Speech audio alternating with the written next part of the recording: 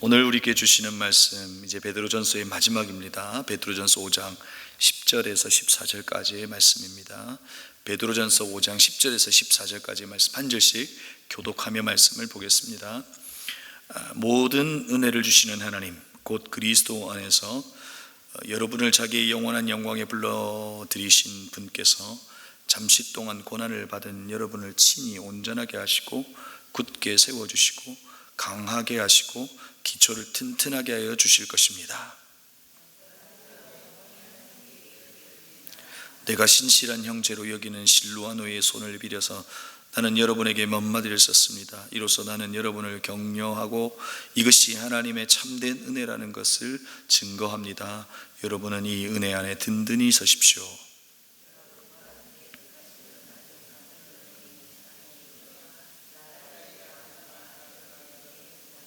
함께 읽겠습니다. 여러분도 사랑에 입맞춤으로써 서로 무난하십시오. 그리스도 안에 있는 여러분 모두에게 평화가 있기를 빕니다. 아멘. 여러분 만약에 축구 게임을 하는데 3대0으로 지고 있습니다. 시간은 10분밖에 남지 않았습니다. 여러분 이 게임에서 이길 확률은 거의 없습니다. 근데 여러분 우리가 이 게임을 보고 있습니다. 마음에는 그냥 졌다 하는 생각이 들 겁니다. 근데 사실 제가 얼마 전 본 이 중학교 아이들의 경기였습니다. 분명히 이 경기는 3대0으로 지고 있었는데 3대3으로 비겼고 연장전에 가서 4대3 또 한 골을 또 상대팀도 넣어서 4대4가 되고 결국엔 승부차기로 승리를 했고 막 그들이 그 승리의 기쁨을 나누는 모습을 보았습니다. 그런데 여러분 만약에 이렇게 승리할 것이라고 아무도 모르고 있었습니다. 관중도 누구도 아무도 모르고 있었고 선수들은 알았다면 어떨까요? 그냥 분명히 이긴다라고 하는 누군가의 말에 대한 확신이 아니라 정말로 그 승리를 보장해 줄 만한 어떤 한 분의 확정이 그 선수들에게 분명히 있었다면 어떨까 하는 겁니다. 그런데 조건이 있습니다. 단 조건은 내 말을 믿는 거고 반칙을 하지 않는 겁니다. 게으르지 말고 최선을 다해 뛴다는 조건 하에서 이 일이 이루어진다면 여러분 어떨까요? 경기를 보고 있는 이들은 초조하겠지만 경기를 뛰고 있는 이들은 평안 가운데 기대하는 마음으로 최선을 다할 겁니다. 왜요? 결국엔 뭐 한다? 이긴다. 그렇지 않습니까? 이 경기의 모든 영광을 승리하고 난 뒤에는 누구에게로 돌릴까요? 도저히 이길 수 없는 그 불가항력적 상태에서 이김이라고 하는 그 결과를 내었을 때 그 영광은 그 승리를 보장해 준 이에게 돌릴 겁니다. 그런데 여러분 오늘 우리가 보고 있는 이 베드로전서의 이야기가 이와 같은 겁니다. 주님께서 성도의 결국은 승리라고 이야기하고 있는 겁니다. 그래서 너는 이 땅에서 이 필드에서 뛰고 있지만 오히려 3대0으로 지고 있지만 기대함으로 그 결과를 기다려줄 수 있겠니라는 겁니다. 그것이 하나님의 영광이라고 하는 표현으로 쓰고 있는 겁니다. 여러분 어제 우리가 이제 베드로전서 5장의 부분을 보았지만 어제 보았던 말씀의 핵심이 뭘까요? 이 고난 가운데 있는 이 필드에서 뛰고 있는 선수로 뛰고 있는 저와 여러분에게 태도에 대한 이야기를 했습니다. 겸손해야 한다. 염려는 맡겨야 한다. 지면 어떠나 염려를 맡겨야 하고 또 근신하여 깨어 있어야 한다. 그냥 이길 건데 라고 하며 살아가는 인생이 아니라 근신하여 깨어 대적과 싸워야 한다는 이야기를 이야기하고 있는 겁니다. 그럴 때 장차 영광 가운데 승리할 것을 알게 될 것이다. 그래서 담대하게 이겨내 보라고 도전하고 있는 것이죠. 그리고 오늘 우리가 보고 있는 이 글의 마지막 이제 이 베드로의 편지의 마지막은 전체의 결론을 이야기합니다. 10절입니다. 모든 은혜를 주시는 하나님 곧 그리스도 안에서 여러분을 자기의 영원한 영광에 불러들이실 분께서 잠시 동안 고난을 받은 여러분을 친히 온전하게 하시고 굳게 세워주시고 강하게 하시고 기초를 튼튼하게 하여 주실 것이다 라고 베드로가 이야기하죠. 모든 은혜의 하나님께서 자신의 영원한 영광으로 현재의 고난 속으로 저와 여러분을 불러주셨다는 겁니다.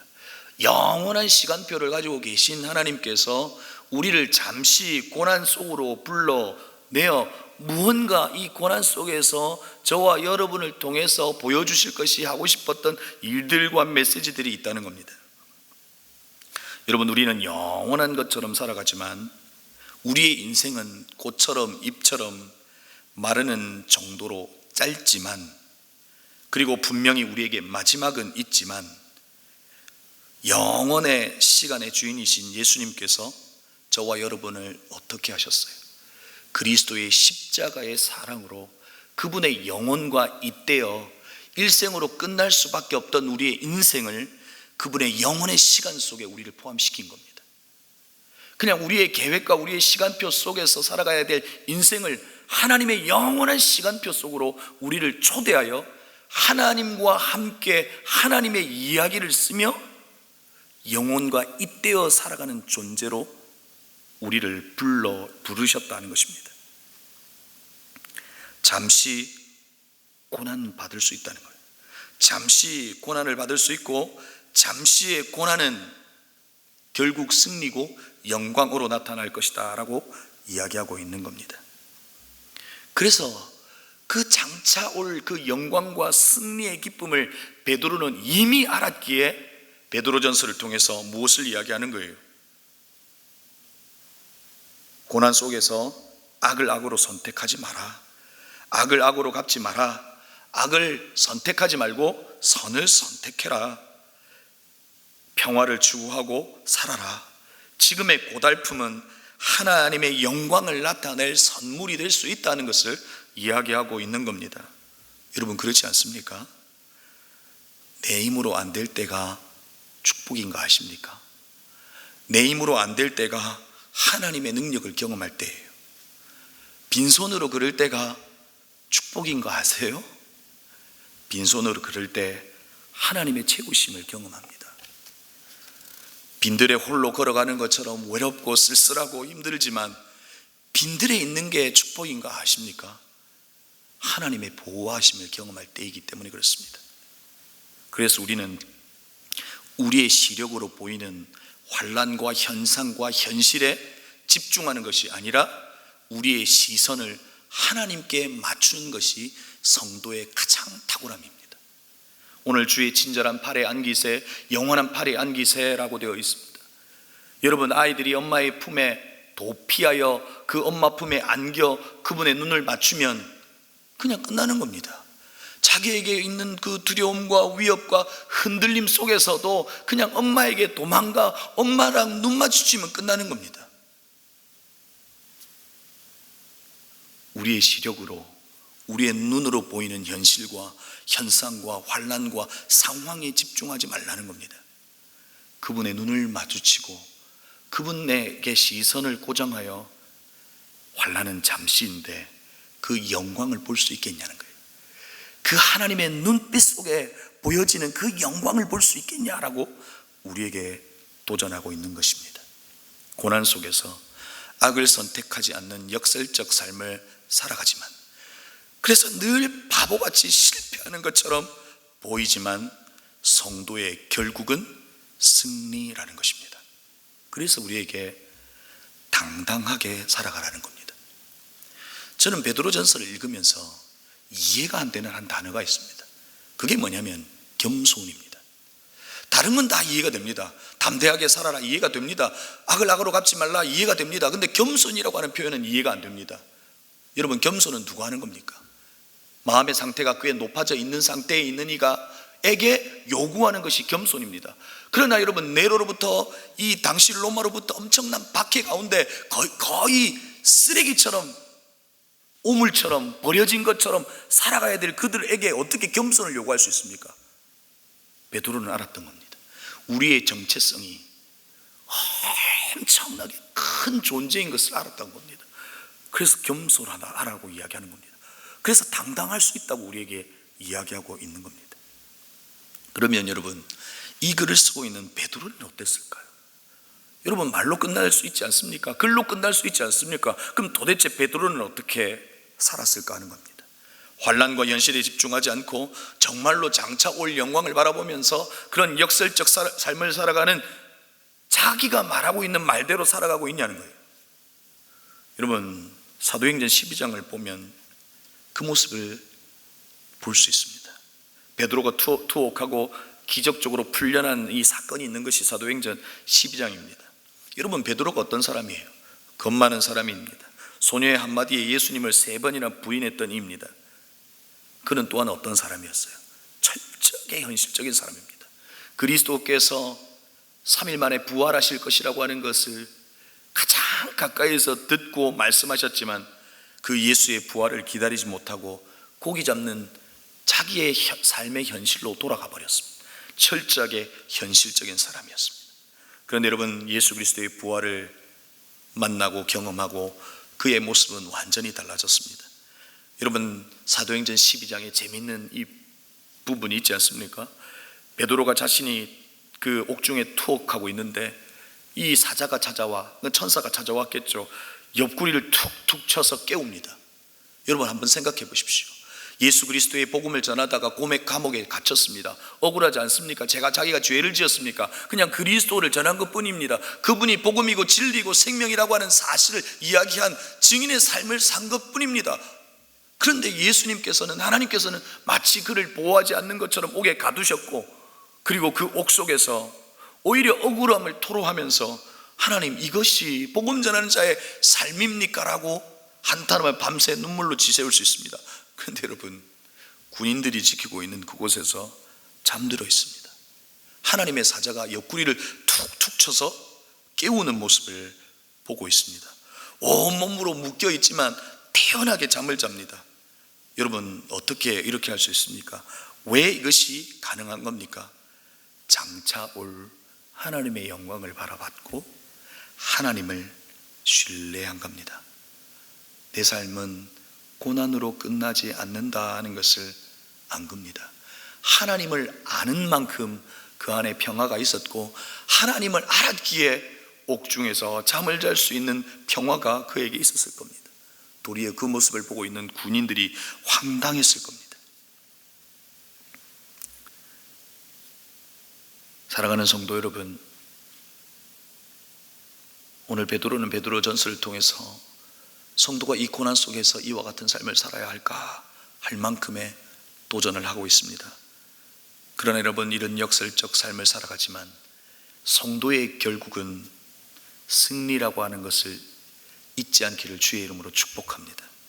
고난 속에서도, 고통 속에서도 고난과 고통으로 끝나지 않고 성도의 결국은 승리라는 사실을 여러분 잊지 않기를 주님의 이름으로 축복합니다.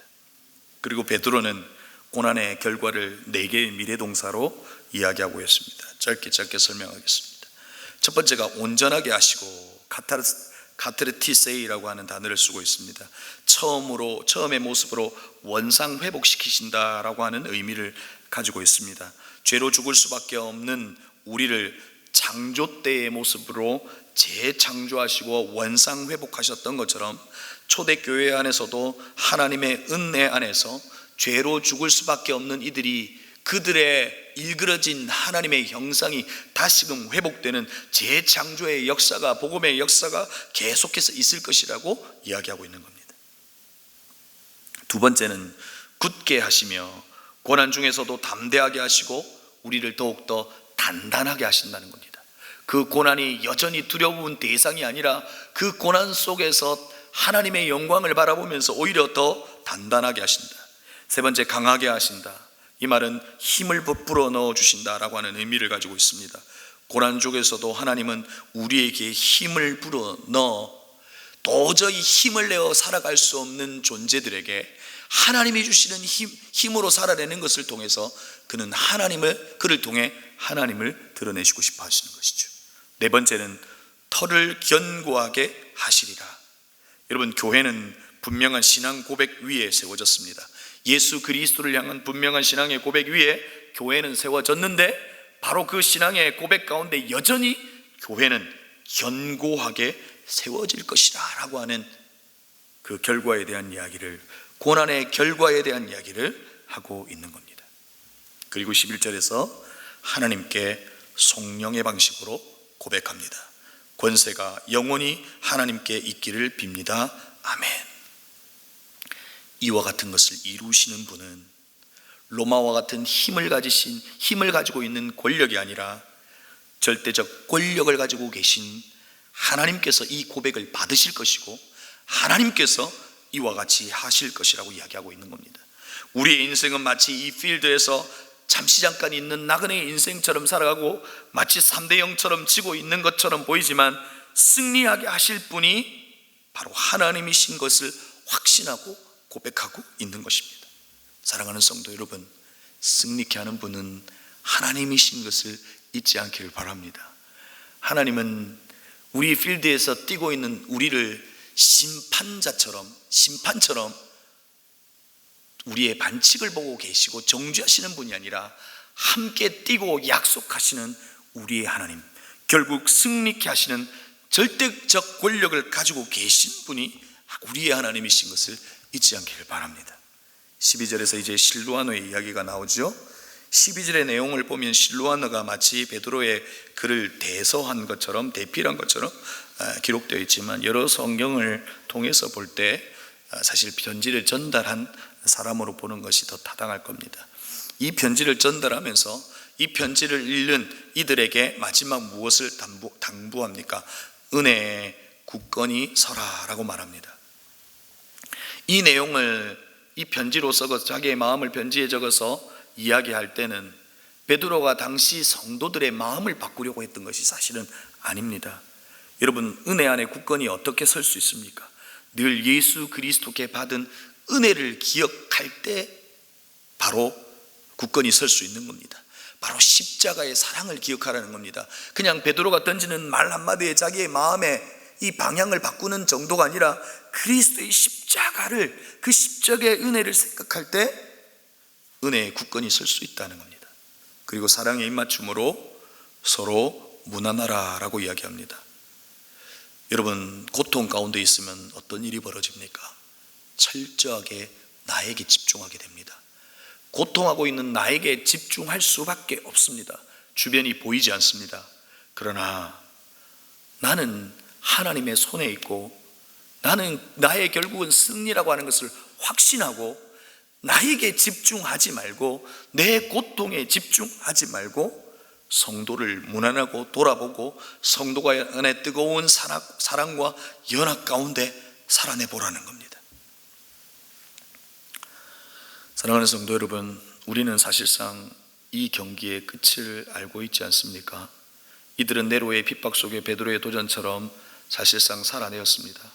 악을 택하지 않고 선을 선택했고 악을 악으로 갚지 않고 자신에게 찾아온 고난을 장차올 영광과 견줄 수 없음을 알고 고난에 집중하지 않고 하나님께 시선을 맞추고 살았습니다. 도저히 사랑할 수 없는 여유조차 없었던 그 핍박과 박해 속에서도 성도를 사랑했고 심지어 당시 버려지는 아이들까지도 사랑해 그들을 거두어 드렸습니다.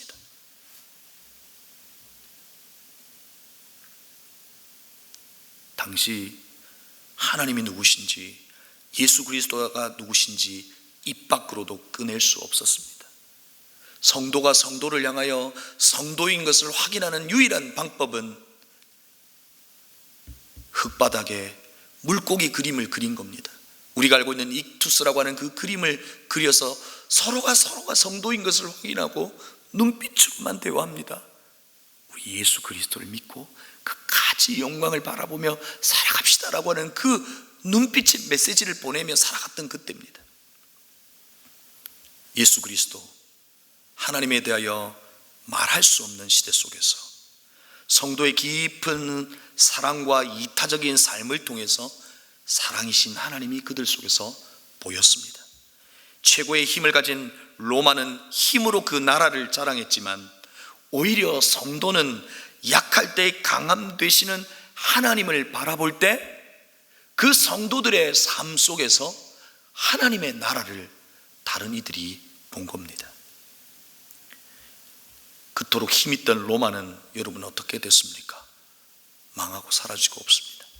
그러나 교회는 2000년 동안 망하지 않고 굳건히 서서 지금도 여전히 영혼과 잇대어 살아가는 나그네인 성도를 통해서 하나님의 영광이 드러나고 하나님의 사랑이 보여지고 하나님의 그 나라가 말하지 아니하여도 교회를 통해서 보여지는 그 삶 속에서 여전히 교회는 존재한다는 것입니다. 사랑하는 성도 여러분, 우리도 베드로가 꾸었던 이 꿈을 꾸면서 살아가면 어떨까요? 고난에 집중하지 않고 현실에 집중하지 않고 하나님에게 시선을 두고 살아가 보는 겁니다.